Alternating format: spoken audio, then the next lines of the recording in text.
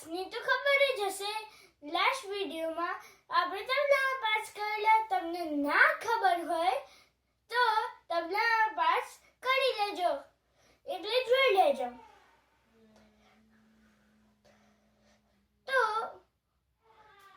તો તબલા એક પરકશન ઇન્સ્ટ્રુમેન્ટ છે. આમાંથી જે સાઉન્ડ નીકળે છે એ થાપ મારવાથી નીકળે છે, જેને કહેવાય છે બોલ.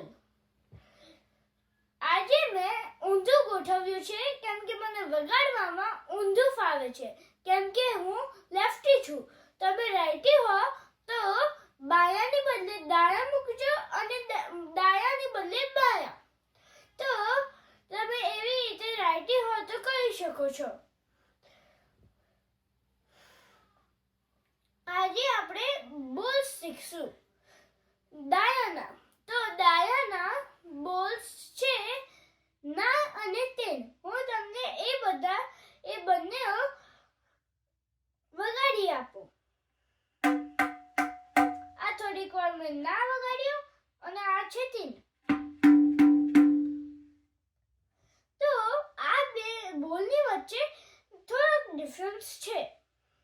જે તીન છે એ આમ ખુલ્લો હોય છે અને મસ્ત આમ વધારે હાઈ પિચનો સાઉન્ડ આવતો હોય છે અને એ શાહીમાં વગાડવાનું હોય છે. પણ જે ના છે એ શાહીની બહાર વગાડવાનું હોય છે અને એનો થોડોક બેસેલો અવાજ હોય છે. તો હવે આપણે શીખીએ કેવી રીતે વગાડવાનું એ બંને. તો ત્રીજી આંગળીના નખ જેટલો પાર્ટ શાહીમાં મૂકવાનો અને ના વગાડવા માટે જે વચલી આંગળી છે એને ઊંચી રાખવી અને પહેલી આંગળીથી વગાડવું. તો ક્યાં વગાડવું એ છે અહીંયા.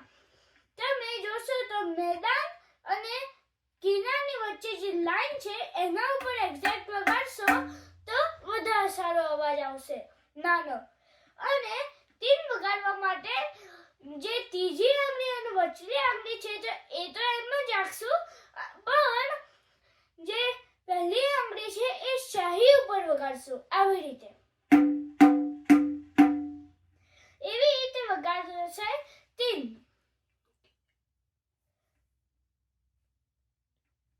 હવે હું ફરીથી તમને ના અને તીન વગાડીને આપું. આ તો ના